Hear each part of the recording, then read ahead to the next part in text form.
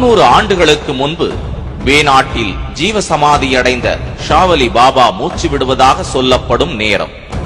ஆந்திரா மற்றும் தமிழ்நாட்டின் ஏராளமான இடங்களிலிருந்தும் வருகை தந்திருக்கின்றனர். தர்கா கூட்டத்தால் நிரம்பி வழிகிறது. அமாவாசை நாளின் நள்ளிரவு 12 மணி. அனைவரும் வெளியே அனுப்பப்பட்டு தூய்மைப்படுத்தப்படுகிறது. பாபாவின் தங்கை நினைவிடமும் சுத்தம் செய்யப்பட்டு 2 சமாதிகளும் மலர்களால் அலங்கரிக்கப்படுகிறது. சிறிது நேரத்திற்கு பிறகு திரண்டிருப்போர் உள்ளே அனுமதிக்கப்படுகின்றனர். பாபாவின் நினைவிடத்தின் இருபுறமும் ஆயிரக்கணக்கில் வரிசையாக நிற்கின்றனர். నేను గుడి నుంచి వచ్చానండి. ఈ దర్గా బాబా దర్శనం కోసం అని చెప్పనని. நான் குண்டூர்ல இருந்து வந்திருக்கேன். நிறைய பேர் இத பத்தி சொல்லிருக்காங்க. ஆனா இப்பதான் இத பார்க்க வாய்ப்பு கிடைச்சது.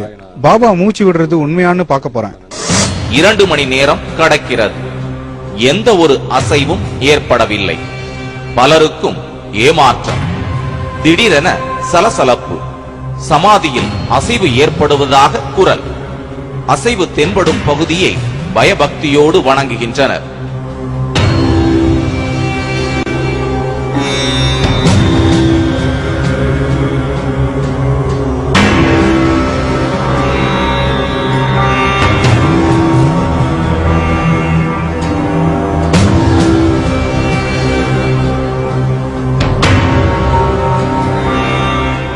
பாபாவின் தலைப்பகுதி என்று சொல்லப்படும் இடத்தில் முதல் அசைவு தோன்றுகிறது. சிறிது நேரம் கழித்து மற்றொரு இடத்திலும் அசைவு தென்பட கூட்டம் பரவசமடைகிறது. 1 மணி நேரத்தில் 4 இடங்களில் அசைவு ஏற்படுகிறது.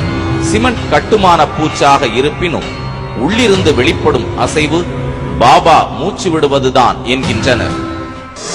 ஒரு 10 வருஷமாக வரோம். அமாவாசை வந்திருக்கிறோம்.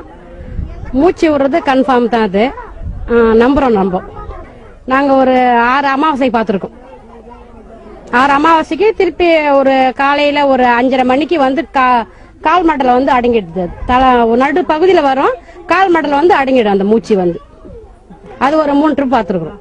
அந்த நேரத்தில் அந்த பாபாவுடைய அசைவு என்ன ஆகுதுன்னாக்கா, ராத்திரி அமாவாசை ராத்திரியில எல்லாம் இருந்து அவரு நான் இருக்கிறதா அப்படின்னு ஒரு மக்களுக்கெல்லாம் ஒரு கண்காணிக்கிறாரு. நான் இருக்கிறேன் இங்க, நீங்க என்ன வந்து பாத்தீங்களா, தரிசனம் பண்ணுங்க அப்படின்னு ஒரு கண்காணிப்பு ஒரு காமிக்கிறாரு. அதாவது அசைவு, அவர் உடம்புல இருந்து ஒரு அசைவு வருது. நாங்களாம் வந்து இதை பார்த்து இப்ப வந்து பார்த்தாக்கா ஒரு ரொம்ப சிறப்பா இருக்கு. 3 மாசமா வந்துட்டு இருக்கு.